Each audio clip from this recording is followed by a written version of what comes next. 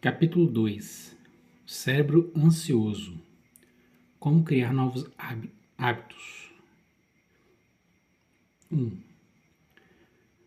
Um dia, no começo da década de 1900, um bem-sucedido executivo americano chamado Claude Hopkins foi abordado por um velho amigo com uma nova ideia comercial.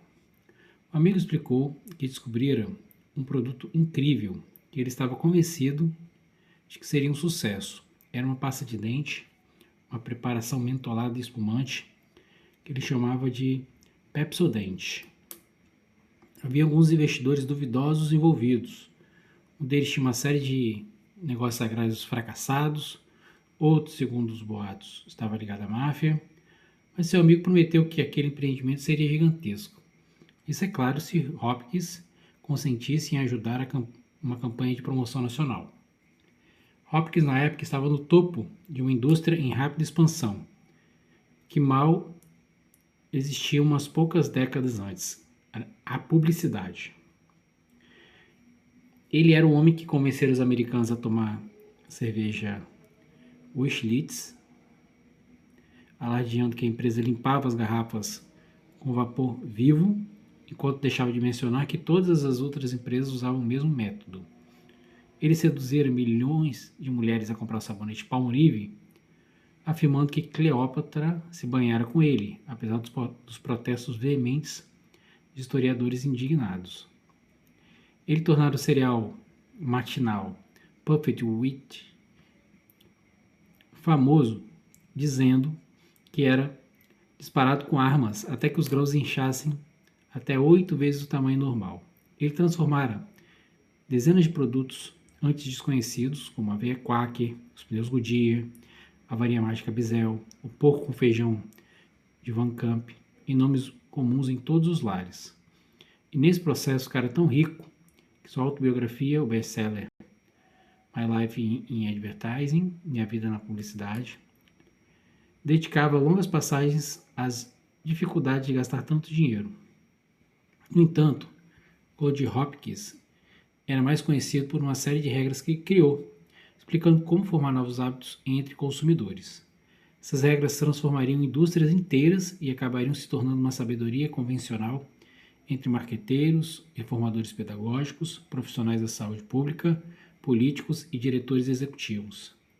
Mesmo hoje, as regras de Hopkins influenciam tudo, desde como compramos produtos de limpeza até os recursos que os governos usam para erradicar doenças. Elas são fundamentais à criação de qualquer nova rotina. No entanto, quando esse velho amigo abordou Hopkins para falar da Pepsodent, o publicitário demonstrou apenas um leve interesse. Não era segredo que a saúde dentária dos americanos estava em rápido declínio. Conforme a nação se tornara mais endinheirada, pessoas haviam começado a comprar maiores quantidades de produtos com açúcar e processados. Quando o governo passou a recrutar homens para a Primeira Guerra Mundial, tantos recrutas tinham dentes podres que os oficiais diziam que a má higiene dentária era um risco para a saúde nacional. No entanto, como Hopkins sabia, vender pasta de dente era um suicídio financeiro. Já havia um exército de vendedores de porta em porta oferecendo duvidosos pós e elixires dentais, a maioria deles à beira da falência. O problema era que quase ninguém comprava pasta de dente, porque, apesar dos problemas dentários da nação, quase ninguém escovava os dentes. Por isso, Hopkins refletiu um pouco sobre a proposta do amigo e a recusou. Disse que continuaria com sabonetes e cereais. Não vi um jeito de educar os leigos sobre as teorias técnicas da pasta de dente, explicou Hopkins em sua autobiografia. O amigo, no entanto, foi persistente. Voltou inúmeras vezes, apelando para o considerável ego de Hopkins, até que, por fim, o publicitário acabou cedendo. Finalmente concordei em realizar a campanha se ele me desse uma opção de 6 meses no bloco de ações, escreveu Hopkins. O amigo concordou. Seria a decisão financeira mais sábia da vida de Hopkins. 5 anos após firmada essa parceria, Hopkins transformou a Pepsodent num dos produtos mais conhecidos do mundo.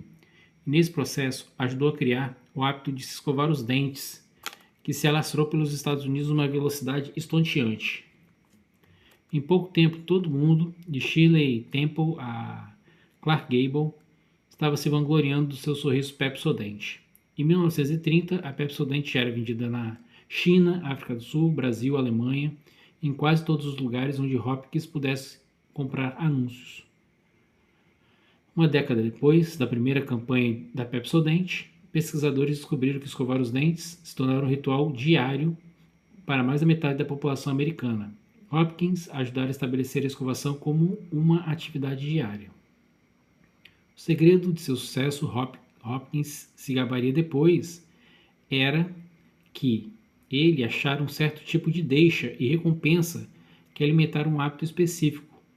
É uma alquimia tão poderosa que mesmo hoje, os princípios básicos ainda são usados por gigantes dos bens de consumo, criadores de videogames, produtores de alimentos, hospitais e milhões de vendedores no mundo todo. Eugene Pauling nos ensinou sobre o loop do hábito. Porém, foi Claude Hopkins quem mostrou como novos hábitos podem ser cultivados e alimentados. Então, o que foi exatamente que Hopkins fez? Ele criou um anseio. E esse anseio, como se descobriu, é o que faz com que as deixas e recompensas funcionem. Esse anseio é o que alimenta o loop do hábito. Ao longo de sua carreira, uma das táticas que se tornaram marca registrada de Claude Hopkins era encontrar estímulos simples para convencer os consumidores a usar seus produtos todos os dias. Ele vendia a Via Quaker, por exemplo, como um cereal matinal capaz de fornecer energia para 24 horas, mas só se você comesse uma tigela toda manhã. Anunciava tônicos que curavam dores de barriga, dores nas juntas, pele ruim, problemas femininos, mas só se você tomasse o remédio logo na primeira aparição dos sintomas. Em pouco tempo, as pessoas estavam devorando a aveia no raiar do dia ou bebendo goles de garrafinhas marrons sempre que sentiam qualquer indício de fadiga ou indigestão, o que por sorte acontecia pelo menos uma vez por dia. Para vender Pepsodent, então, Hopkins precisava de um estímulo que justificasse o uso diário da pasta de dente. Ele sentou-se com uma pilha de livros técnicos sobre saúde dentária. Foi uma leitura árida, ele escreveu depois.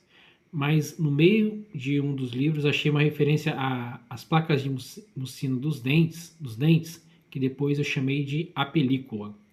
Isso me deu uma ideia atraente. Resolvi anunciar esta pasta de dente como um criador de beleza, lidar com essa película turva. Ao focar-se na película dentária, Hopkins estava ignorando o fato de que esta mesma película sempre cobriu os dentes das pessoas e nunca parecia incomodar ninguém. Ela é uma membrana natural que se forma nos dentes a despeito do que você come ou da frequência que escova os dentes. Muitas pessoas nunca tinham prestado muita atenção a ela e não havia muito motivo para que devessem prestar. Você pode se livrar da película comendo uma maçã, passando os dedos nos dentes, escovando-os ou fazendo um bochecho vigoroso com algum líquido. A pasta de dente não fazia nada para ajudar a remover a película.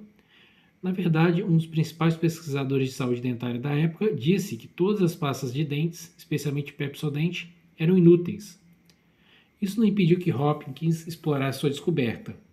Aqui, decidiu ele, estava uma deixa que podia deflagrar um hábito.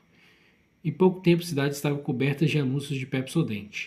É só você passar a língua nos dentes, dizia um deles. Vai sentir uma película. É isso que faz os dentes parecerem sem vida e facilita o apodrecimento. Note quantos dentes bonitos são vistos por toda parte, dizia outro anúncio, mostrando beldades sorridentes. Milhões de pessoas estão usando um novo método de limpeza dentária. Porque uma mulher gostaria de ter uma película opaca nos dentes, Pepsodent remove a película. O brilhante desses anúncios era que eles dependiam de uma deixa, a película dentária, que era universal e impossível de ignorar. Dizer para alguém passar a língua nos dentes, na verdade, provavelmente faz com que a pessoa passe a língua nos dentes. E quando fazia isso, provavelmente sentia uma película. Hopkins considerara uma deixa simples, que existia havia milênios, e era tão fácil de deflagrar que o anúncio podia fazer com que as pessoas obedecessem automaticamente. Além disso, a recompensa, como Hopkins previu, era ainda mais sedutora. Afinal, quem não quer ser mais bonito? Quem não quer um sorriso mais bonito? principalmente quando a única atitude necessária era uma rápida escovada com Pepsodent, a deixa, película, o dente, a rotina e a recompensa. Concepção de Hopkins do loop do hábito da Pepsodent. Após o lançamento da campanha, uma semana calma se passou. Depois duas, então na terceira semana a procura explodiu. Havia tantos pedidos de Pepsodent que a empresa não conseguia dar conta. Em 3 anos o produto virou internacional e Hopkins estava criando anúncios em espanhol, alemão e chinês. Dentro de uma década, a Pepsodent era um dos produtos mais vendidos do mundo. Continuaria sendo a pasta de dente mais vendida nos Estados Unidos durante mais de 30 anos, rendendo milhões de dólares. Depois de a Pepsodent surgir, apenas 7% dos americanos tinham um tubo de pasta de dente no armarinho do banheiro. Uma década depois que a campanha publicitária de Hopkins foi veiculada nacionalmente, esse número pulara para 65%. Ao fim da Segunda Guerra Mundial, a preocupação das Forças Armadas com os dentes dos recrutas diminuíra, pois muitos soldados estavam escovando os dentes todos os dias. Ganhei $1 milhão com a Pepsodent. Hopkins escreveu, uns poucos anos depois, que o produto surgiu nas prateleiras. Ganhou $1 milhão com a Pepsodent. Hopkins escreveu, uns poucos anos depois, que o produto surgiu nas prateleiras. O segredo, disse, era que ele despertara a psicologia humana certa. Essa psicologia era fundamentada em 2 regras básicas. Primeira, ache uma deixa simples e óbvia. Segunda, defina claramente as recompensas. Se você acertar esses elementos, prometia Hopkins, era como mágica. Veja o caso da Pepsodent. Eles identificaram a deixa, a película dentária e uma recompensa, dentes bonitos, que tinham convencido milhões de pessoas a começar a praticar um ritual diário. Mesmo hoje, as regras de Hopkins são um ingrediente essencial dos livros de marketing e a base de milhões de campanhas publicitárias. Estes mesmos princípios foram usados por milhares de outros, e estes mesmos princípios foram usados para criar milhares de outros hábitos, muitas vezes sem que as pessoas se dessem conta de como estão seguindo de perto a fórmula de Hopkins. Estudos sobre pessoas que conseguiram instaurar novas rotinas de exercícios, por exemplo, mostram que é mais provável que elas Estudos sobre pessoas que conseguiram instaurar novas rotinas de exercício, por exemplo, mostram que é mais provável elas se manterem fiéis a um plano de exercícios se escolherem uma deixa específica, tal como correr assim que chegam do trabalho e uma recompensa clara, como uma cerveja ou uma noite de TV sem culpa. Pesquisas sobre dietas dizem que criar novos hábitos alimentares exige uma deixa pré-definida, como planejar os cardápios com antecedência e recompensas simples para aqueles que persistem em suas intenções. Chegou o momento em que a publicidade, nas mãos de alguns, atingiu o status de uma ciência, escreveu Hopkins. A publicidade, antigamente, era um negócio arriscado. Tornou-se assim, sob direção competente, um dos empreendimentos comerciais mais seguros. É uma afirmação bastante audaciosa. No entanto, as 2 regras de Hopkins, na verdade, não são suficientes. Também há uma terceira regra que deve ser cumprida para criar um hábito. Uma regra tão sutil que o próprio Hopkins se baseava nela sem saber que existia. Ela explica tudo, desde porque é tão difícil ignorar uma caixa de donuts, até como uma corrida matinal pode se tornar uma rotina quase sem esforço. 2.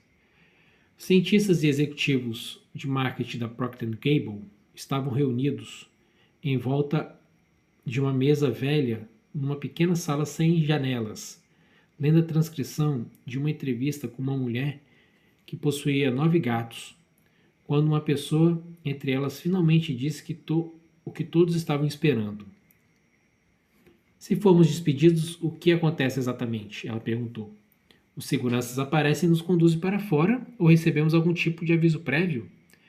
O chefe da equipe, Drake Stinson, outrora um astro em ascensão dentro da empresa, olhou fixo para ela. Não sei, ele disse.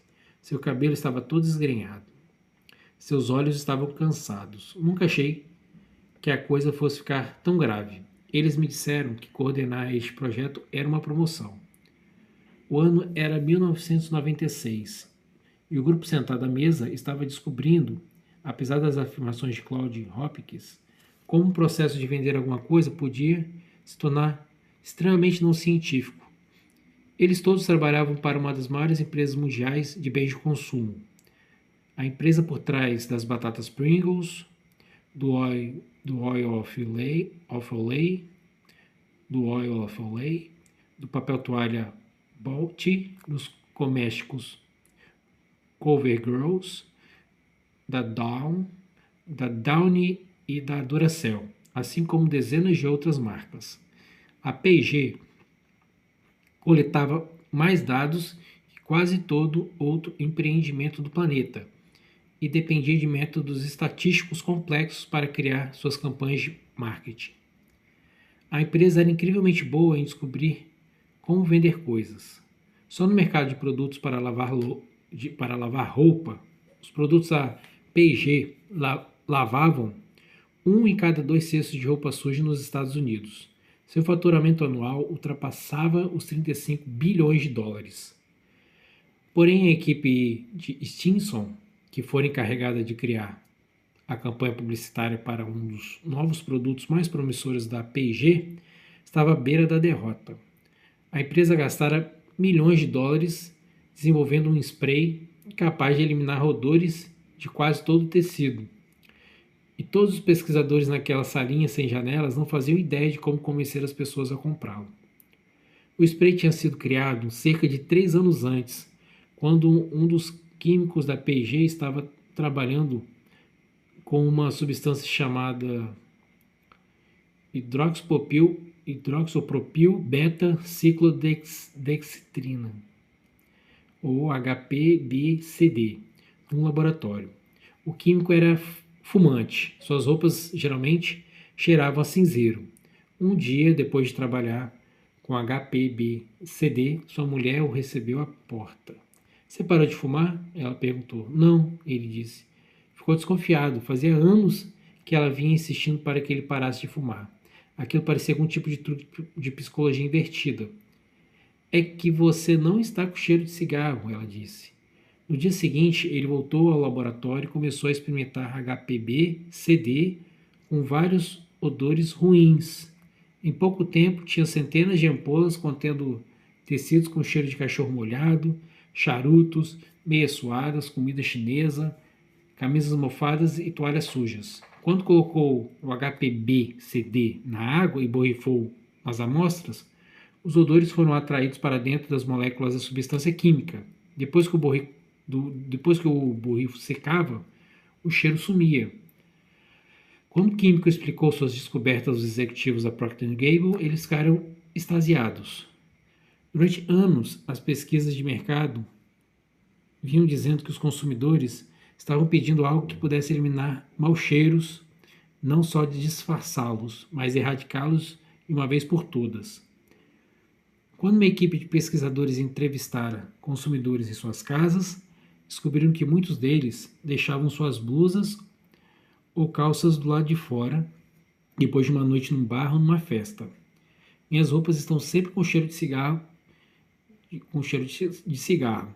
Quando eu chego em casa, não quero pagar uma lavagem a seco toda vez que saio, disse uma mulher. A P&G, detectando uma oportunidade, lançou um projeto ultra confidencial para transformar esse HPB-CD num produto viável. Eles gastaram milhões de dólares para aperfeiçoar a fórmula.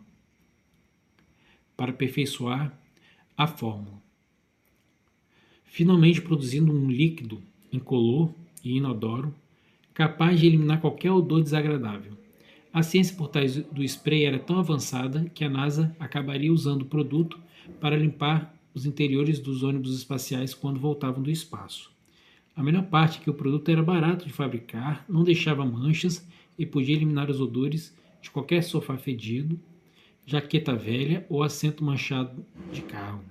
O projeto tinha sido um grande risco, mas a Procter & Gamble agora tinha tudo para faturar bilhões se conseguisse bolar uma campanha de marketing certa. Decidiram batizar o produto de Febreze e convidaram Stinson, um garoto prodígio de 31 anos, com formação em matemática e psicologia, para liderar a equipe de marketing. Stinson era alto e bonito, com um queixo forte, uma voz gentil e um gosto por refeições sofisticadas. Preferia ver seus filhos fumando maconha do que comendo McDonald's.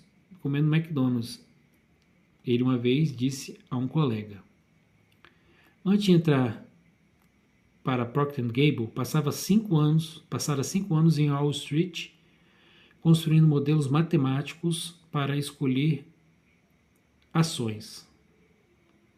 Passaram 5 anos em Wall Street construindo modelos matemáticos para escolher ações. Quando mudou para Cincinnati, onde ficava a sede da P&G, foi recrutado para ajudar a cuidar de linhas de produtos importantes, incluindo o amaciante Bounce e as folhas de secadora Downy. Mas Febreze era diferente. Era uma chance de lançar uma categoria totalmente nova de produto, de acrescentar ao carrinho de compras do consumidor uma coisa que nunca estivera ali antes. Só o que Stinson precisava fazer era descobrir como transformar Febreze num hábito e o produto sumiria das prateleiras. Quão difícil isso podia ser? Stinson e seus colegas decidiram apresentar o Febreze e uns poucos mercados de teste: Phoenix, Salt Lake City e Boise. Eles foram até essas cidades e distribuíram amostras. Então perguntaram às pessoas se podiam ir à casa delas. Ao longo de 2 meses, visitaram centenas de lares. Seu primeiro grande avanço aconteceu quando eles visitaram uma guarda florestal em Phoenix. Ela tinha 20 e tantos anos e morava sozinha. Seu trabalho era capturar animais que surgiam vindos do deserto. Ela pegava coiotes, racuns e, de vez em quando, uma puma e gambás. Montes e montes de gambás, que muitas vezes a borrifavam quando eram capturados. Sou solteira e gostaria de encontrar alguém para ter filhos. A guarda florestal disse a Stinson e seus colegas quando estavam sentados na sala da casa dela. Saio para vários encontros, tipo, acho que sou atraente, sabe? Sou inteligente e sinto que sou um bom partido. Porém, sua vida amorosa era prejudicada, ela explicou, pois tudo à sua volta cheirava a gambá. Sua casa, sua picape, suas roupas, suas botas, suas mãos, suas cortinas, até a sua cama. Ela tentara todo tipo de solução.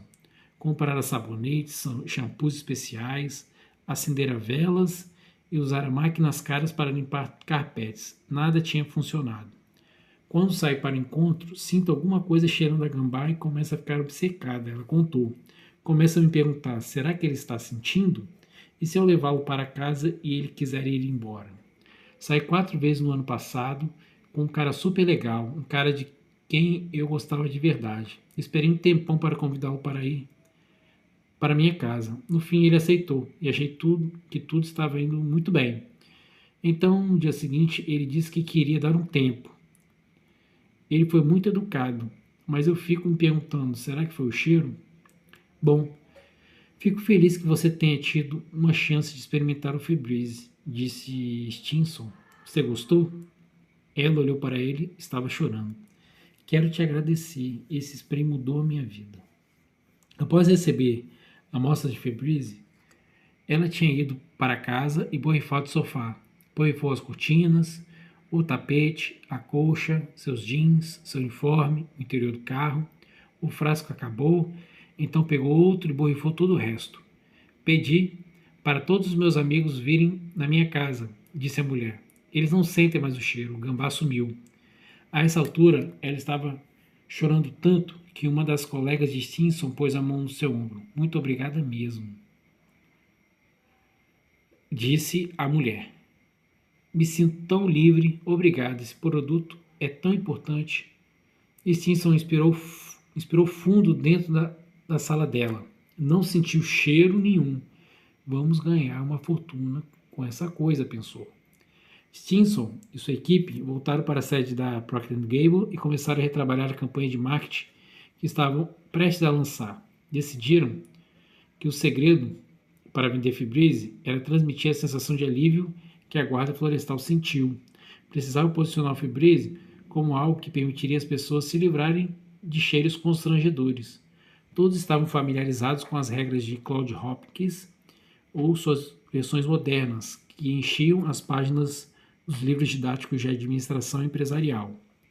Eles queriam manter a simplicidade nos anúncios, achar uma deixa óbvia e definir claramente a recompensa. Eles criaram 2 comerciais de TV. O primeiro mostrava uma mulher falando sobre a área de fumantes de um restaurante. Sempre que alguém come lá, seu casaco fica cheirando a cigarro. Uma amiga diz que se ela usar Febreze, isso vai eliminar o odor. A deixa, cheiro de cigarro. A recompensa, o odor eliminado das roupas. O segundo anúncio mostrava uma mulher preocupada com sua cachorra, Sophie, que sempre senta no sofá. A Sophie sempre vai ter cheiro de Sophie, ela diz. Mas com Febreze, agora meus móveis não precisam mais ter o cheiro dela. A deixa, cheiro de bicho, que é bem conhecido, de 70 milhões de lares com animais. A recompensa, uma casa que não cheira como um canil. Simpson e seus colegas começaram a veicular os comerciais em 1996 nas mesmas cidades de teste.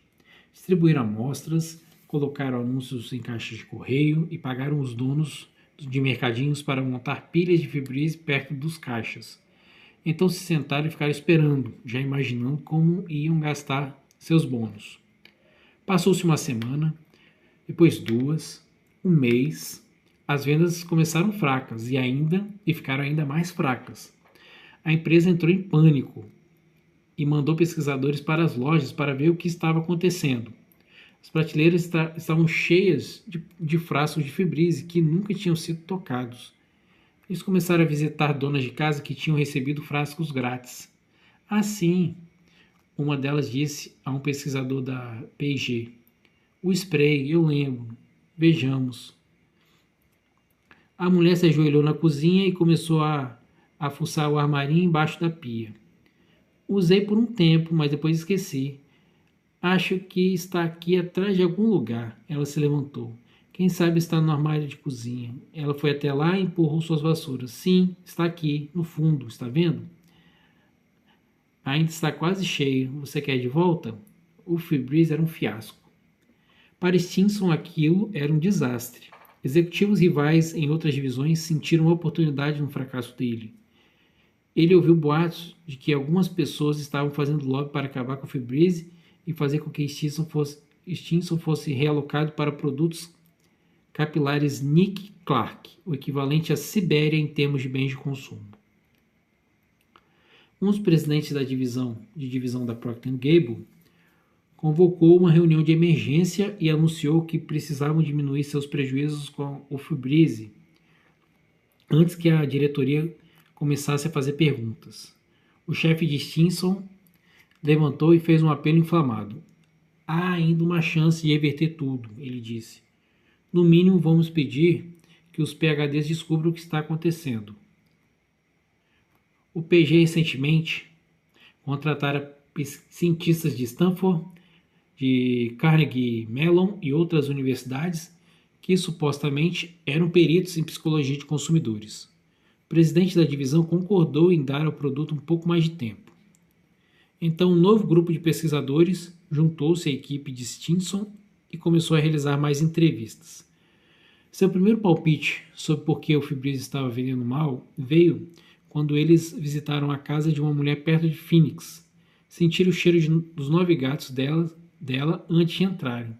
Por dentro, no entanto, a casa era limpa e organizada. A mulher explicou que era meio obcecada por limpeza, passava aspirador todo dia e não gostava de abrir as janelas, pois o vento trazia poeira. Quando Stinson e os cientistas entraram na sala da casa onde os gatos viviam, o cheiro era tão forte que um deles engasgou. "O que você faz a respeito do cheiro dos gatos?" um cientista perguntou à mulher. "Geralmente não é problema", ela disse. "Com que frequência você sente um cheiro?" Tipo uma vez por mês", a mulher respondeu. Os pesquisadores se entreolharam. "Você não está sentindo o cheiro agora?" um cientista perguntou. "Não", ela disse. O mesmo padrão se repetiu em dezenas de outras casas mal cheirosas que os pesquisadores visitaram. As pessoas eram incapazes de detectar a maioria dos odores em suas vidas. Se você vive com 9 gatos, perde a sensibilidade ao cheiro deles. Se você fuma, isso prejudica seu poder olfativo de tal modo que você não sente mais o cheiro do cigarro. O cheiro é algo estranho. Mesmo os mais fortes desaparecem com a exposição constante. Stinson se deu conta de que era por isso que ninguém estava usando Febreze. A deixa do produto, aquilo que supostamente deveria deflagrar o uso diário, estava escondida das pessoas que mais precisavam. Os maus cheiros simplesmente não eram notados com frequência suficiente para criar um hábito regular. Consequentemente, a Febreze ia parar no fundo de um armário. As pessoas com maior predisposição a usar o spray nunca sentiam cheiros que deveriam ter lembrado a eles que a sala precisava de uma borrifada. A pesquisa de Stinson voltou à sede e se reuniu na sala de reuniões sem janelas, relendo a transcrição da mulher com 9 gatos. A psicóloga perguntou o que acontece se você é demitido. Stinson pôs a cabeça entre as mãos. Se ele não conseguia vender o Febreze para uma mulher com 9 gatos, para quem conseguiria vender este produto? Como você forma um novo hábito quando não há pista para deflagrar o uso e quando os consumidores que mais precisam não apreciam a recompensa? 3. O laboratório pertencente a Wolfram Schultz, um professor de neurociência da Universidade de Cambridge, não é um lugar bonito.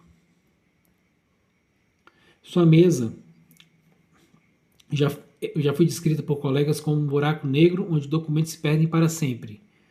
Ou então, como uma placa de Petri onde organismos podem crescer e se proliferar selvagemente sem ser perturbados durante anos. Quando Schultz precisa limpar alguma coisa,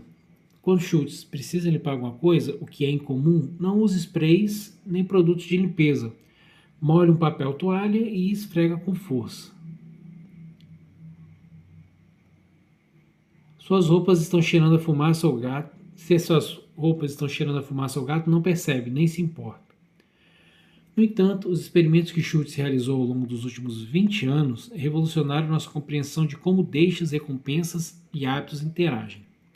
Ele explicou por que algumas deixas e recompensas têm mais poder que as outras e traçou um mapa científico que explica por que a Pepsodent foi um sucesso, como alguns praticantes de dietas e exercícios conseguem mudar seus hábitos tão depressa e, no fim das contas, o que era necessário para o Febreze vender.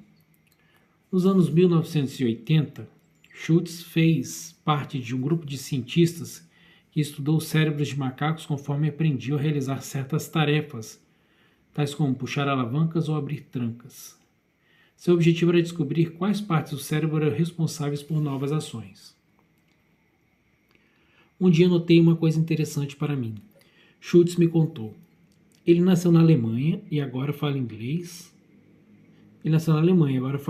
Sou um pouco como Arnold Schwarzenegger, se o Exterminador do Futuro fosse membro da Royal Society. Alguns dos macacos que observávamos, gostavam de suco de maçã e outros de suco de uva. Então comecei a me perguntar o que está se passando dentro dessas cabecinhas de macaco. Por que recompensas diferentes afetam o cérebro de maneiras diferentes? Schultz deu início a uma série de experimentos para decifrar como as recompensas funcionam num nível neuroquímico. Com o avanço da tecnologia, ele obteve acesso, na década de 90, a aparelhos semelhantes aos usados por pesquisadores do MIT. Mais do que os ratos, no entanto, Schultz estava interessado em macacos como Júlio, um primata de 4 quilos, do gênero macaca, com olhos amendoados, em cujo cérebro foi inserido um eletrodo muito fino que permitia que Schultz observasse a atividade neuronal enquanto ela ocorria. Um dia Schultz colocou Júlio numa cadeira, numa sala um pouco iluminada, e ligou um monitor de computador. A tarefa de Júlio era encostar numa alavanca sempre que formas coloridas, pequenas espirais amarelas, rabiscos vermelhos e linhas azuis apareciam na tela.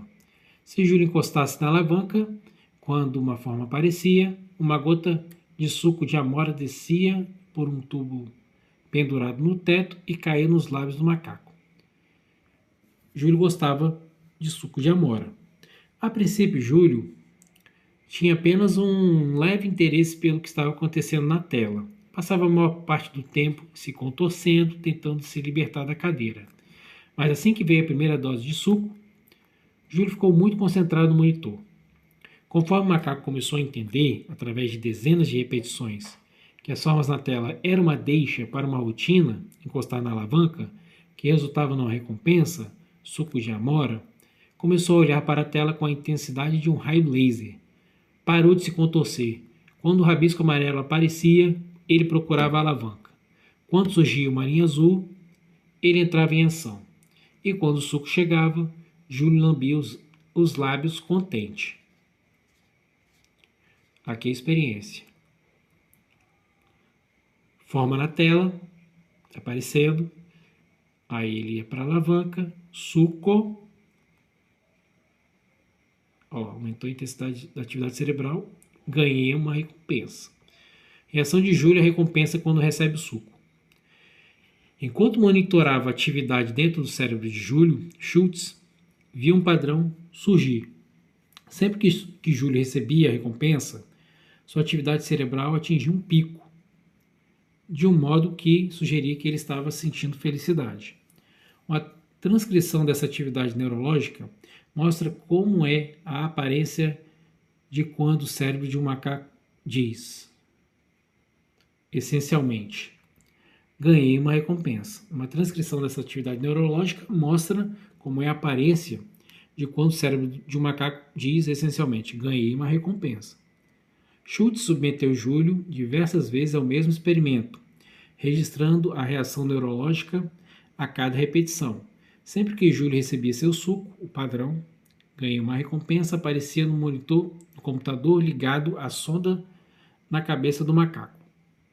Esse padrão aparecia. Aos poucos, de uma perspectiva neurológica, o comportamento de Júlio tornou-se um hábito. A deixa, essas imagens, a rotina, acionar a alavanca e a recompensa, suco de amora. O loop do hábito de Júlio. Mais interessante para Schultz, no entanto, era como as coisas mudaram à medida que o experimento prosseguiu. Conforme o macaco ganhava mais prática no comportamento, uma vez que o hábito ficava cada vez mais forte, o cérebro de Júlio começou a antecipar o suco de amora. As sondas de Schultz começaram a registrar o padrão ganhei uma recompensa no instante que Júlio via as formas na tela antes de o suco chegar. Agora a reação de Júlio, a recompensa acontece antes de o suco chegar. A forma na tela, antes de ele acionar a alavanca, ele já está sentindo que ganhou uma recompensa. Em outras palavras, as formas do monitor tinham se tornado uma deixa não só para puxar uma alavanca, mas também para uma reação de prazer dentro do cérebro do macaco. Júlio começou a esperar a recompensa assim que via as espirais amarelas e os rabiscos vermelhos. Então Schultz alterou o experimento. Antes, Júlio tinha recebido suco assim que puxava a alavanca. Agora, às vezes, o suco não vinha, mesmo se Júlio agisse corretamente, ou vinha após um pequeno atraso, ou estava aguado, com apenas metade da quantidade de açúcar. Quando o suco não vinha, ou vinha atrasado, ou vinha diluído, Júlio ficava bravo, fazia ruídos de descontentamento, ou ficava tristonho. E dentro do cérebro de Júlio, Schultz observou o surgimento de um novo padrão. Então, enquanto Júlio esperava o suco, olha só, e dentro do cérebro de Júlio, Schultz observou o surgimento de um novo padrão, o anseio. Quando Júlio esperava o suco, mas não o recebia, um padrão neurológico associado a desejo e frustração surgia dentro de sua cabeça. Quando Júlio via deixa, começava a esperar uma alegria em forma de suco. Porém, se o suco não chegava, essa alegria virava um anseio, que, caso não fosse satisfeito, levava Júlio a raio ou à depressão. Pesquisadores em outros laboratórios encontraram padrões semelhantes. Outros macacos foram treinados para esperar suco sempre que viam uma forma numa tela. Então, os pesquisadores tentavam distraí-los. Abriam a porta do laboratório para que eles pudessem brincar, sair e brincar com os amigos. Põe comida num canto para que os macacos pudessem comer se abandonasse o experimento.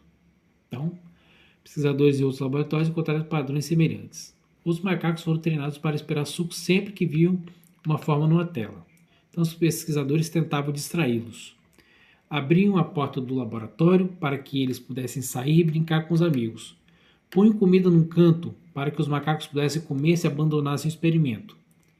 Para aqueles macacos que não tinham desenvolvido um hábito forte, as distrações funcionaram. Eles saíram das cadeiras, iam embora da sala e nunca mais olhavam para trás. Não tinham aprendido a ansiar pelo suco. No entanto, uma vez que o macaco desenvolver um hábito, uma vez que seu cérebro já antecipava a recompensa, as distrações não tinham apelo. O animal ficava ali, sentado, olhando para o monitor e puxando a alavanca inúmeras vezes, apesar da oferta de comida ou da oportunidade de sair. Então, o animal ficava ali, sentado, olhando para o monitor e puxando a alavanca inúmeras vezes, apesar da oferta de comida ou da oportunidade de sair. A antecipação e o senso de anseio eram tão avassaladores que os macacos ficavam colados às telas, assim como o jogador compulsivo continua no caça-níqueis muito tempo depois de ter perdido o que ganhou. Isso explica porque os hábitos são tão poderosos. Eles criam anseios neurológicos. Na maior parte das vezes, esses anseios surgem tão gradualmente que não estamos de fato cientes de que eles existem. E, portanto, muitas vezes não enxergamos sua influência. Então, na maior parte das vezes, esses anseios surgem tão gradualmente que não estamos de fato cientes de que eles existem. E, portanto, muitas vezes não enxergamos sua influência. Conforme associamos as deixas a certas recompensas, surge em nossos cérebros um anseio inconsciente que coloca o loop do hábito em movimento. O pesquisador da Cornell, por exemplo, descobriu o poder com que os anseios relacionados a comida e cheiros podem afetar o comportamento, quando notou como as lojas da Cinnabon eram posicionadas dentro dos shoppings. A maioria dos vendedores de comida instala seus quiosques em praças de alimentação, mas a Cinnabon tenta instalar suas lojas longe de outras lojas de comida. Por quê? Porque os executivos da Cinnabon querem que o cheiro dos pãezinhos de canela se espalhe por corredores e cantos sem interferência, de modo que os compradores comecem a ansiar inconscientemente por um pãozinho. Quando um consumidor dobra uma esquina e vê a loja da Cinnabon, esse anseio é um monstro desenfreado dentro de sua cabeça e, sem pensar, ele procura a carteira. O loop do hábito está em movimento porque um grau de anseio surgiu. Não há nada programado em nossos cérebros que nos faça ver uma caixa de donuts e automaticamente querer algo doce. Schultz me disse, mas uma vez que o nosso cérebro aprende que uma caixa de donuts contém um açúcar delicioso e outros carboidratos, ele começa a antecipar o efeito do açúcar. Nossos cérebros nos impulsionam em direção à caixa. Então, se não comemos o donuts, vamos nos sentir decepcionados. Para entender esse processo, pense em como o hábito de Júlio surgiu. Primeiro ele viu uma forma na tela. Deixa. Com o tempo, Júlio aprendeu que a aparição da forma significava que era hora de executar uma rotina. Então ele puxava a alavanca. Rotina. Deixa. Rotina. Como resultado, Júlio recebeu uma gota de suco de amora. Deixa, rotina, recompensa. Isso é uma aprendizagem básica. O hábito só surge assim que Júlio começa a ansiar pelo suco quando vê a deixa. Então, como resultado, Júlio recebia uma gota de suco de amora. Ok? Isso é uma aprendizagem básica. O hábito só surge assim que Júlio começa a ansiar pelo suco quando vê a deixa. Isso é uma aprendizagem básica. O hábito só surge assim que Júlio começa a ansiar pelo suco quando vê a deixa. Como esse anseio existe, Júlio age automaticamente. Ele segue o hábito. Então, deixa a rotina, recompensa. Anseio. O loop do hábito de Júlio. É assim que novos hábitos são criados, juntando uma deixa, uma rotina e uma recompensa, e então cultivando um anseio que novamente movimente o loop. Então é assim que novos hábitos são criados, juntando uma deixa, uma rotina, uma recompensa, e então cultivando um anseio que novamente movimente o loop. Pense, por exemplo, no exemplo do cigarro. Quando o fumante vê uma deixa, digamos um maço de Marlboro, seu cérebro começa a esperar uma dose de nicotina. A deixa, maço de Marlboro, rotina, fumar, recompensa, nicotina. Anseio por nicotina. A simples visão de um cigarro é suficiente para que o cérebro anseie por uma dose de nicotina. Se essa dose não chega, o anseio cresce até que o fumante, sem pensar, estenda a mão e pegue o cigarro.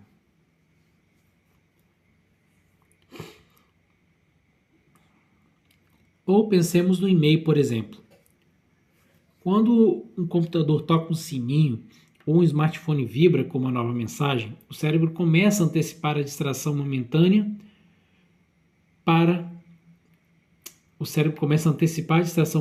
que abrir um e-mail proporciona. Essa expectativa, se não for satisfeita, pode se acumular até que uma reunião esteja cheia de executivos irrequietos, conferindo seus Blackberries vibrantes embaixo da mesa, mesmo sabendo que provavelmente são só os últimos resultados de um jogo de futebol virtual. Por outro lado, se alguém desestabiliza o VibraCall e assim remove a deixa, as pessoas conseguem trabalhar durante horas sem pensar em conferir sua caixa de entrada. Vamos lá? Então, deixa, notificação, celular vibra, rotina, checar e-mail, recompensa, um anseio por distração. Cientistas estudaram cérebros de alcoólatras, fumantes e comedores compulsivos e mediram como sua neurologia, as estruturas de seus cérebros e o fluxo de substâncias neuroquímicas dentro de suas cabeças se altera conforme seus anseios se tornam arraigados. Hábitos especialmente fortes escreveram 2 pesquisadores da Universidade de Michigan, geram reações semelhantes às de vícios, de modo que o desejo evolui para um anseio obsessivo, que pode forçar nossos cérebros a entrar em piloto automático, mesmo diante de fortes desincentivos, incluindo perda de reputação, emprego, lar e família. Então, um anseio obsessivo pode forçar nossos cérebros a entrar em piloto automático, mesmo diante de fortes desincentivos, incluindo perda de reputação, de emprego, de lar e de família. No entanto, esses anseios não têm plena autoridade sobre nós. Como explica o próximo capítulo, há mecanismos que podem nos ajudar a ignorar as tentações. Mas para superar o hábito, precisamos reconhecer que o anseio está acionando o comportamento. Se não temos consciência do prazer antecipado, então somos como os compradores que, como se atraídos por uma força invisível, acabam entrando na Cinnabon. Para entender o poder dos anseios na criação de hábitos, pensemos em como surgem os hábitos de fazer exercícios. Em 2002, pesquisadores da Universidade do Estado do Novo México, queriam entender por que as pessoas se exercitam habitualmente. Eles estudaram 266 indivíduos, a maioria dos quais se exercitava pelo menos 3 vezes por semana. O que descobriram era que muitos deles tinham começado a correr ou levantar pesos quase por um capricho, ou porque de repente tinham tempo livre ou queriam lidar com as tensões inesperadas em suas vidas. No entanto, o motivo de eles continuarem, de isso se tornar um hábito, era devido a uma recompensa específica pela qual começaram a ansiar. Em um grupo, 92% das pessoas disseram que se exercitavam habitualmente porque aquilo as fazia se sentirem bem. Elas passaram a esperar e ansiar pelas endorfinas e outras substâncias neuroquímicas que uma sessão de exercícios proporcionava. Em outro grupo, 67% das pessoas disseram que fazer exercícios lhes dava uma sensação de realização.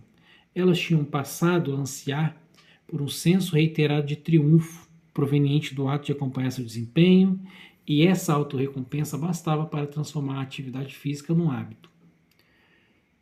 Se você quer começar a correr toda manhã, é essencial que escolha uma deixa simples, como sempre amarrar os cadastros dos tênis antes do café da manhã, ou deixar suas roupas de corrida ao lado da cama, e uma recompensa clara, como uma guloseima no meio do dia, um senso de realização ao registrar quantos quilômetros você correu, ou a dose de endorfina que uma corrida proporciona.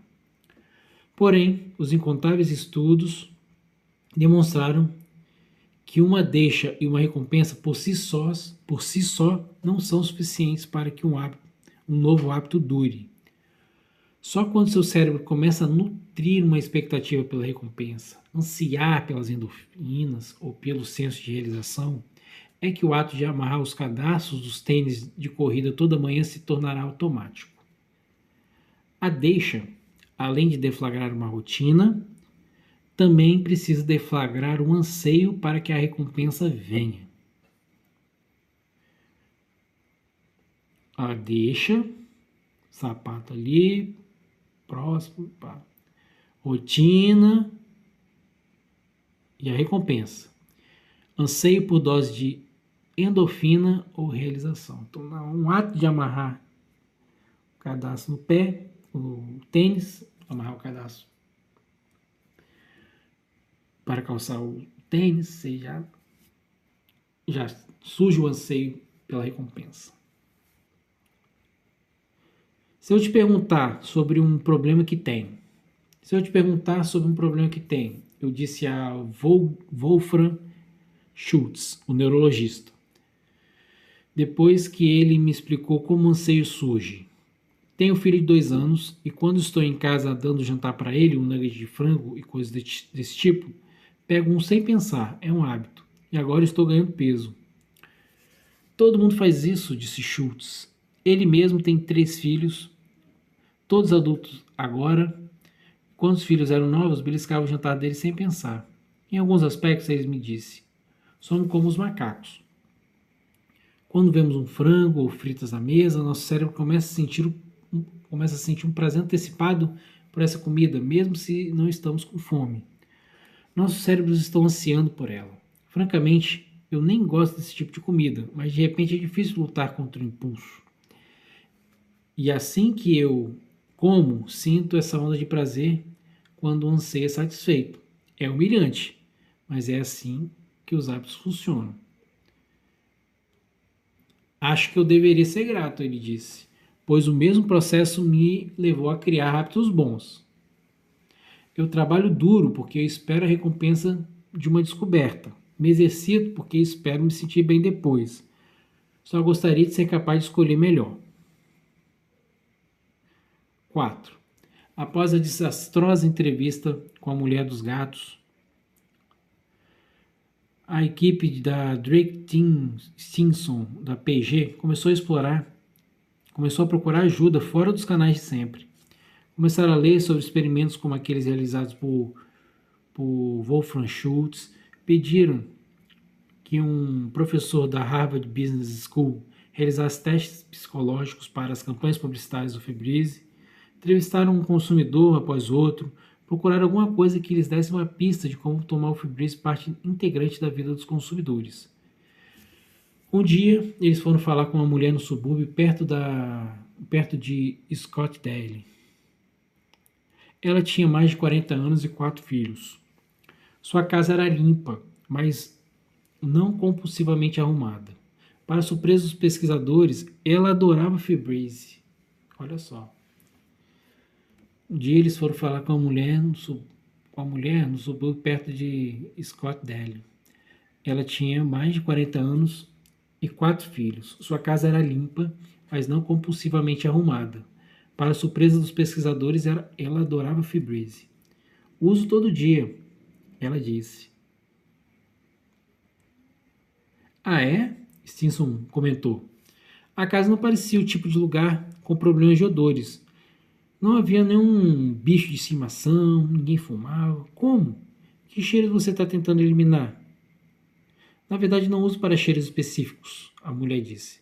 Quer dizer, sabe, eu tenho meninos, eles estão entrando na puberdade. E se eu não limpar o quarto deles, fica um cheiro de vestiário. Mas na verdade, eu não uso desse jeito. Eu uso na limpeza normal.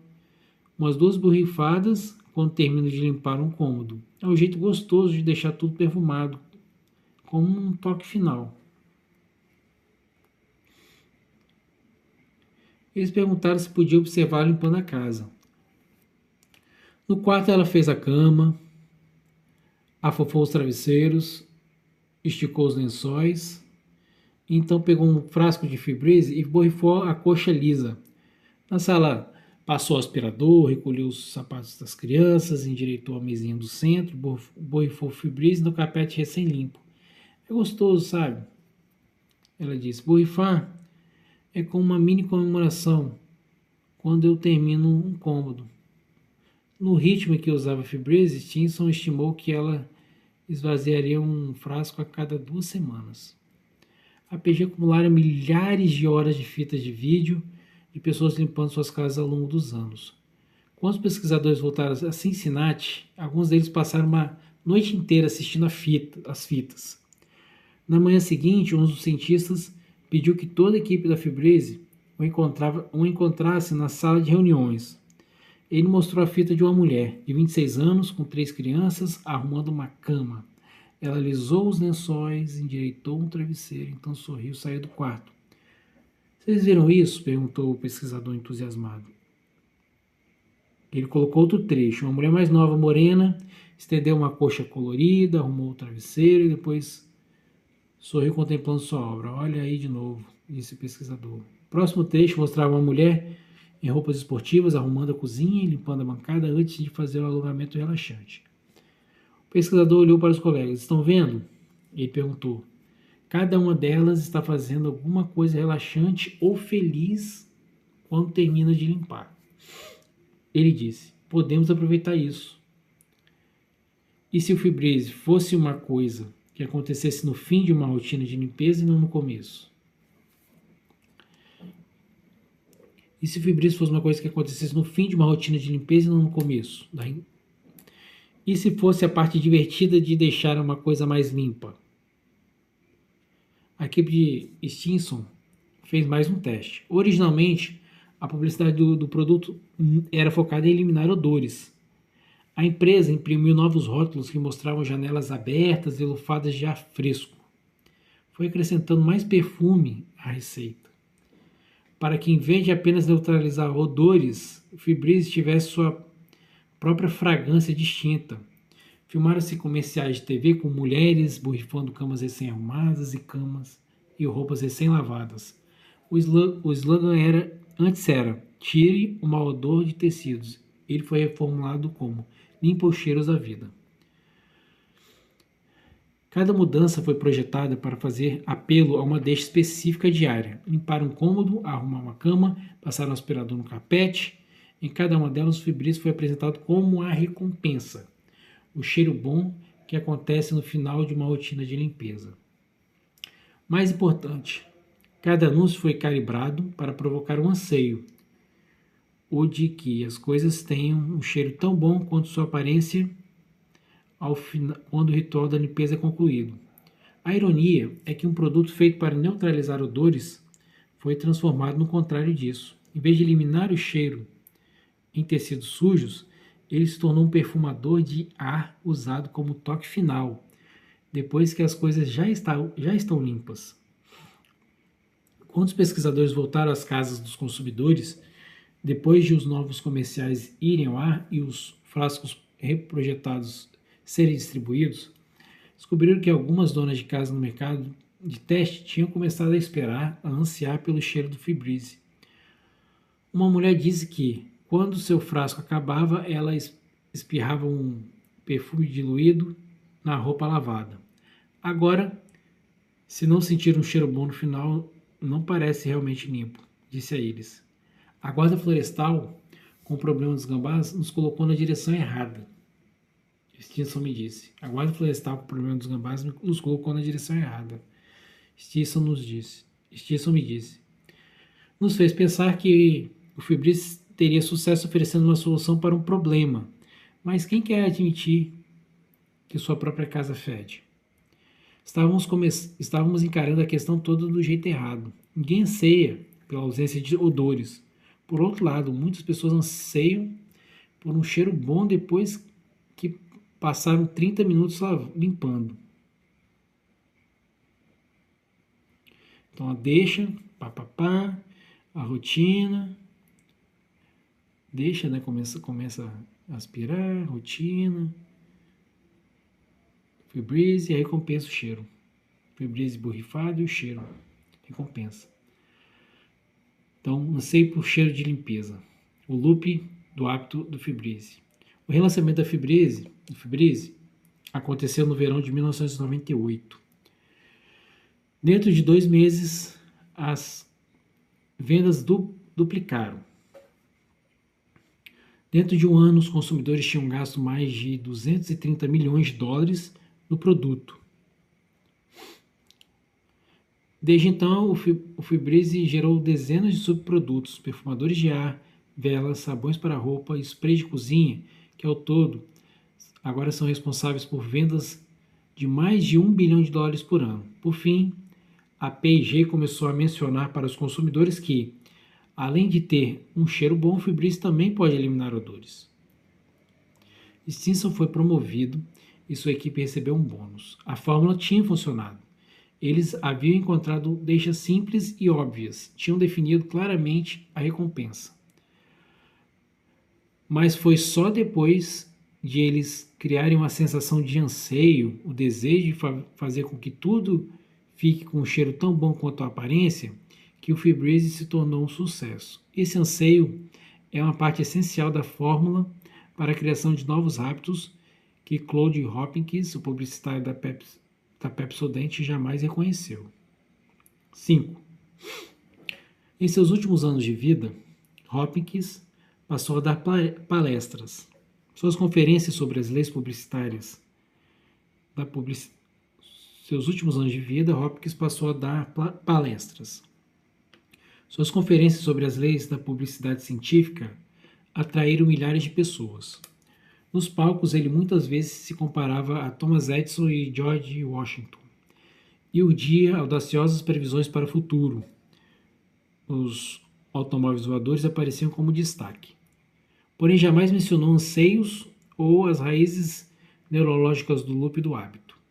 Afinal, ainda se passariam 70 anos antes que os cientistas da MIT e Wolfram Schultz realizassem seus experimentos. Então, como o Hopkins conseguiu criar um hábito tão poderoso de escovação de dentes sem o benefício dessas descobertas? Bem, o fato é que, na verdade, ele se apoiou nos princípios que acabariam sendo descobertos no MIT e no laboratório de Schultz, mesmo que ninguém soubesse disso na época.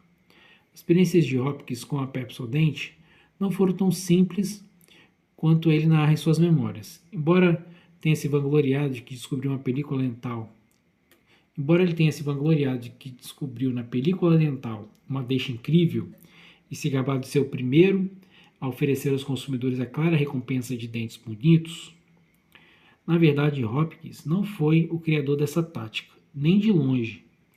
Pensemos, por exemplo, em alguns dos anúncios de outros cremes dentais que já apinhavam nas revistas e os jornais, mesmo antes que Hopkins soubesse que a Pepsodent existia.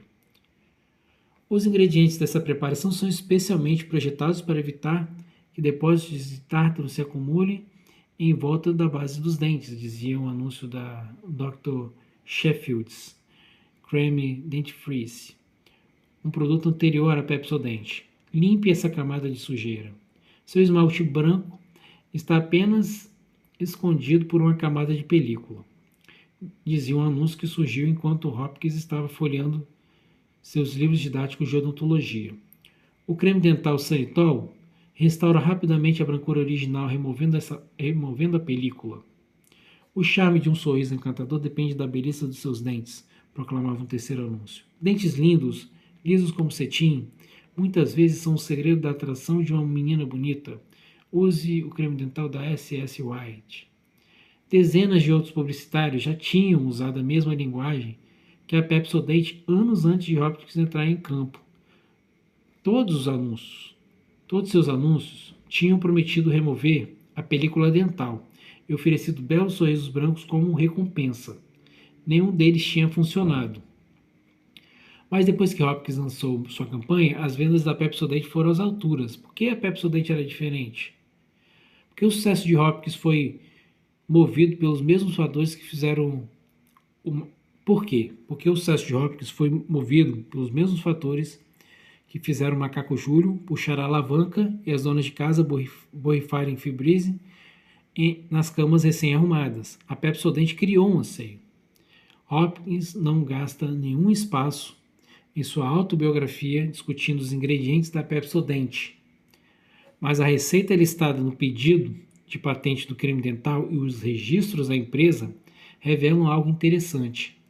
Diferente de outras pastas da época, a Pepsodent continha ácido cítrico, bem como doses de óleo de hortelã e outras substâncias químicas.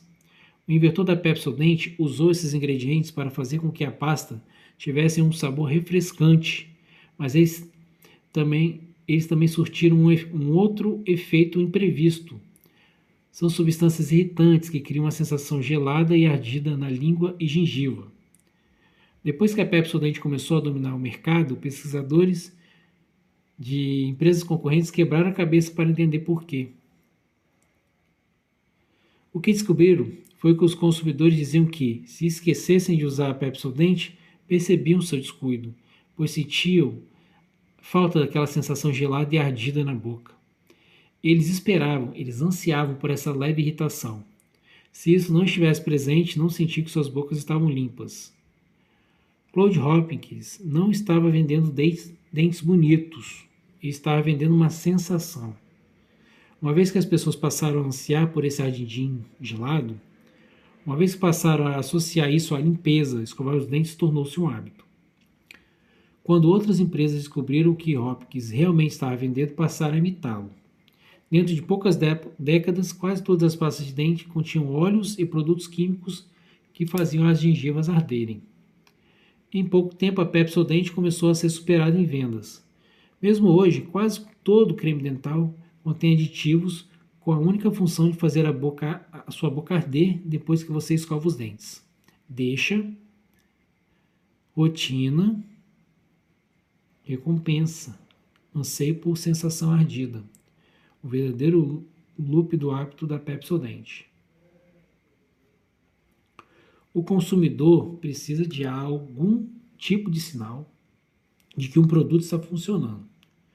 O consumidor precisa de algum tipo de sinal de que um produto está funcionando, me disse Tracy Sinclair. O consumidor precisa de algum tipo de sinal de que um produto está funcionando, me disse Tracy Sinclair, gerente da marca dos cremes dentais Oral-B e Crash Kids.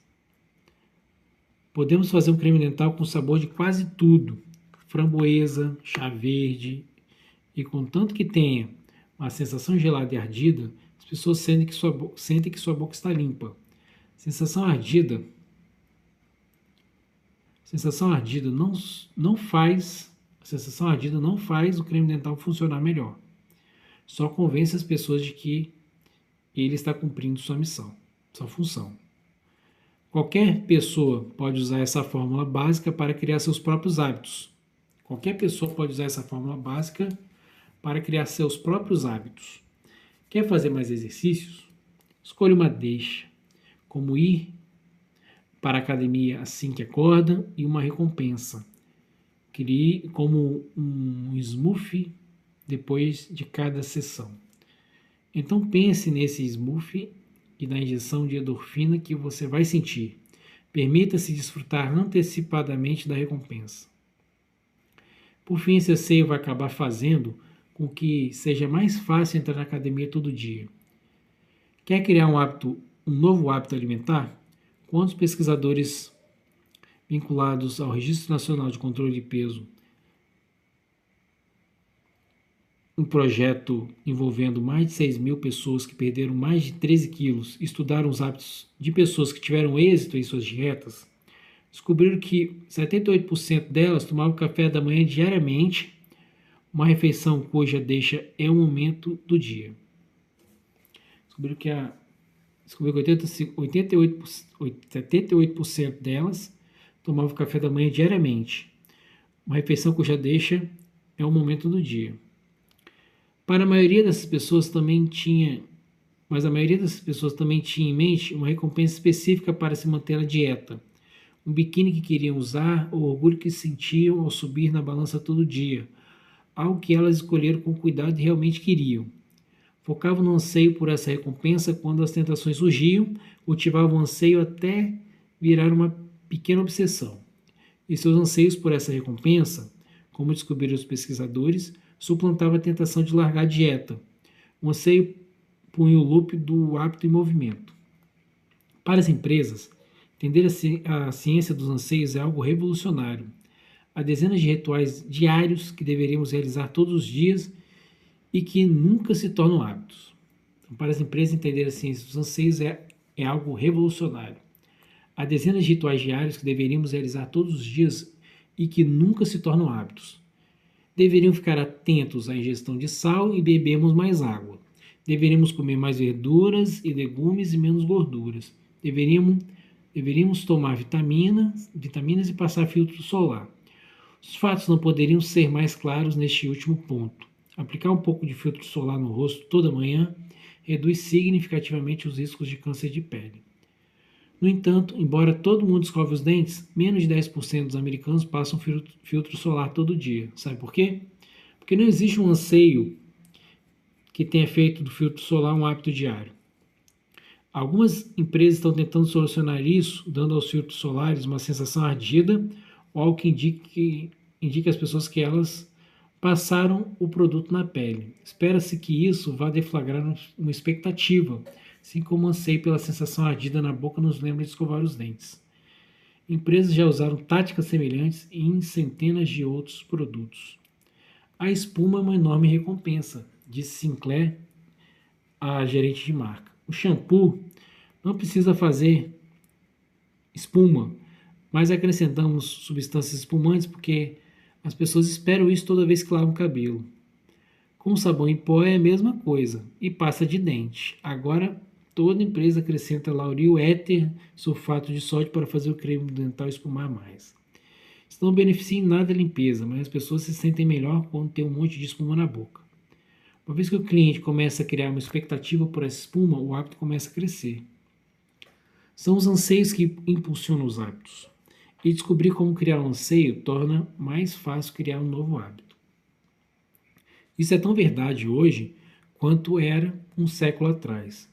Toda noite, milhões de pessoas escovam os dentes para ter uma sensação ardida na boca. Toda manhã, milhões calçam sapatos de corrida para receber uma injeção de endorfina pela qual aprenderam a ansiar.